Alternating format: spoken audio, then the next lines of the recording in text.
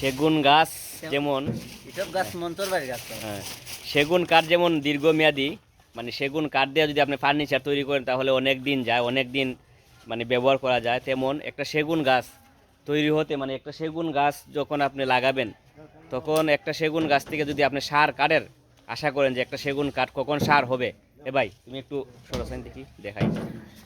যখন আপনি চিন্তা করবেন যে একটা সেগুন গাছ আমি লাগানোর পরে কতদিন পরে এই কাঠটা সার হবে, তখন আপনি চিন্তা করতে হবেন যে আপনার মাথায় থাকতে হবে যে 40 বছর, 40 বছরের নিচে কোনো সেগুন গাছ মানে সার হবে না, সারি কাঠ হবে না। দেখেন এই গাছটার বয়স সম্ভবত আপনার 30-এর উপরে, 30+ হবে, কিন্তু এখনও 50% সার হয় নাই।